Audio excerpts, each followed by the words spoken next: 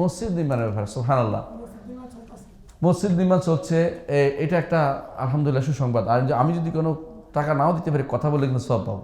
কারণ রাসূলুল্লাহ সাল্লাল্লাহু আলাইহি ওয়াসাল্লাম বলেছেন, কেউ যদি কোনো মসজিদ নির্মাণ করে, ওয়ালাউ কামাফহাসে কাতাতিন, একটা কাতাতা ছোট পাখি, ছোট পাখি ডিমে, তার দেখবেন রোদ উঠলে পাখিরা, যে কবুতরের মতো পাখিরা ডিমে তা দেওয়ার জন্য ছোট বালুর মধ্যে এরকম এরকম করে একটা জায়গা করে, ডিম নাই কিন্তু একটু গা ডিম মেলে দেওয়ার জন্য, ডানা মেলে দেওয়ার জন্য একটা জায়গা করে, ওইটার নাম হচ্ছে মেফহাসে কাতা। মানে একটা কাতা, একটা পাখি, পাখির গা গরম করার জন্য একটুকু জায়গা, এটুকু জায়গার জন্য কেউ যদি মসজিদ বানানোর জন্য, রাসূলুল্লাহ সাল্লাল্লাহু আলাইহি ওয়াসাল্লাম বলেছেন, বানাল্লাহু লাহু বাইতান ফিল জান্নাহ, আল্লাহ তাআলা তার জন্য জান্নাতে একটি ঘর বানাবেন। অর্থাৎ পুরোটা দিতে হবে না, পুরোটা দিতে হবে না। আপনাকে আমাকে যদি এই মসজিদের জন্য যতটুকু পারি অতটুকুই দেন, আপনি যেটা দিয়ে পারেন। আপনি যদি বলেন আমি একটু করে একটা সাজ্জাদার জায়গা দিব, একটা সাজ্জাদার জায়গা দিব, তাও কিন্তু বিরাট কিছু। একটা সাজ্জাদার মানে একটা মুসল্লির জায়গা দিব, ধরেন এটা 300 মুসল্লি, 300 মুসল্লির মধ্যে এক মুসল্লির খরচ যা পড়ে সবটা আমি দিব, এটা তো বিরাট কিছু। কিন্তু এরকম ইচ্ছা করলে আপনারা কিন্তু ভাগ্য নিতে পারেন যে আমরা সবাই মিলে দিয়ে দেবো এটাকে। এটাই কিন্তু একটা বিরাট, এটা সাদাকা জারিয়া হিসেবে থাকবে। যতদিন মসজিদ থাকবে অতদিন সওয়াব, যতদিন মসজিদে অতদিন সওয়াব। এর চেয়ে সাদাকা জারিয়া আর কি হতে পারে? রাসূলুল্লাহ সাল্লাল্লাহু আলাইহি ওয়াসাল্লাম বলেছেন, যে জিনিস মৃত্যুর পরে বাকি থাকে, আও মসজিদান বানাহু, অথবা একটা মসজিদ যেটা সে তৈরি করেছে এটাও তার জন্য কবরে চলে যাবে। এই জন্য দেখেন আরব দেশের মানুষ, সুবহানাল্লাহ, আমি দেখেছি, আমার ওস্তাদকে একদিন বলতে শুনেছি, তিনি বলছে আমার মায়ের জন্য একটা মসজিদ বানাবো, অথচ তার কিছু নেই, তেমন কোনো কিছু নেই, মসজিদ যা আছে তারই একটা মসজিদ বানাতে চাচ্ছে। কেন? মসজিদটা এমন একটা জিনিস, এটার রিওয়ার্ড তার কবরে পৌঁছতেই থাকবে, এটা বন্ধ হবে না। দুনিয়ার আপনি সন্ততি যদি কোনো জাহেল হয়ে যায় কিছু পাইলেন না, শেষ। কিন্তু মসজিদটা আবাদ থাকলে আপনার জন্য সব পাই থাকবেন। সন্তান যদি কোনো খারাপ পথে চলে আপনার, তাহলে আপনি কিন্তু দুনিয়া থেকে লেজ কাটা হয়ে গেছেন, কিছু হলো না। যদি সন্তান যদি দিনদার হয় পাবেন কিছু, কোনো সন্দেহ নেই। তার এলেম যদি শিক্ষা দেন পাবেন কিছু, যদি এলেম চর্চা থাকে আপনি পাবেন। এই জন্য আমাদের ওস্তাদরা সব কিন্তু পাচ্ছে।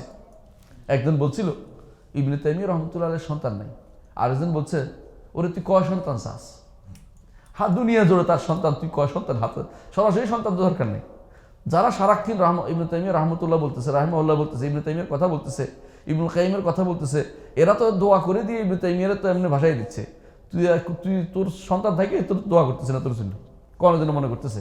সুতরাং মনে রাখবেন 3টি জিনিসের মধ্যে, যেখানে একটা হচ্ছে সাদাকাতুন জারিয়া, যেটা কাজে লাগবে, এটা হচ্ছে এই মসজিদ। আবার দেখেন এই মসজিদে হবে কি ইলমুন ইউনতাফা বিহি, ইলমের আলোচনা হবে, এটাও এই মসজিদ। আবার এই মসজিদে আপনার সন্তান দিন শিখবে, এটা এই মসজিদ। তো মসজিদের মধ্যে আপনি 3টে একসাথে পাচ্ছেন, সুবহানাল্লাহ। তাহলে এই মসজিদ নির্মাণের ক্ষেত্রে আমাদের কোনো ক্রমেই এই দৃশ্যদিক করার উচিত নেই, বরং আপনি নিজে চিন্তা করবেন যে গোপনে কাউকে না জানিয়ে একটা জিনিস দিব, আল্লাহর কাছে যেন একটা চমকদার জিনিস পেয়েছে হাসরের মাঠে। কি বল, পারবেন না?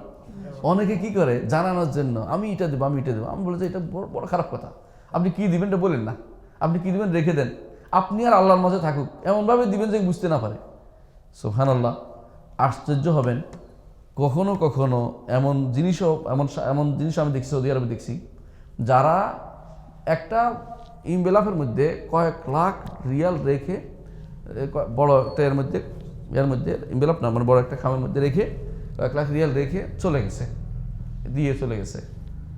কেউ বলতে পারে নাই যে কে দিল, খুঁজতে পারি দরকার নেই, যেখানে দেওয়া দরকার সেখানে সে দিয়ে দিছে।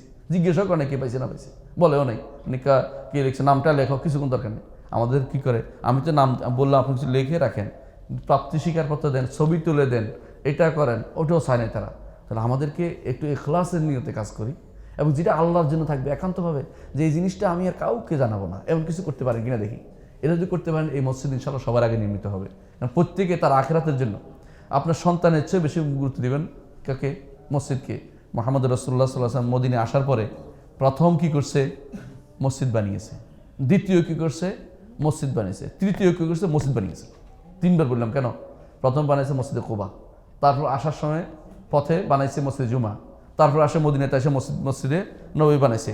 3টা মসজিদ তিনি মদিনাতে প্রথম বানাইছে। আর আপনি আমি মসজিদের দিকে গুরুত্ব না দিয়ে দুনিয়ার বাড়িঘরের দিকে বেশি গুরুত্ব দিচ্ছি, এটা কিন্তু ঠিক না। চেষ্টা করা উচিত আমাদের এই কাজটি করা। আল্লাহ আমাদেরকে বুঝার এবং মানা তৌফিক দান করুন। আলহামদুলিল্লাহ রাব্বিল আলামিন। আসসালামু আলাইকুম ওয়া রাহমাতুল্লাহি ওয়া বারাকাতুহু।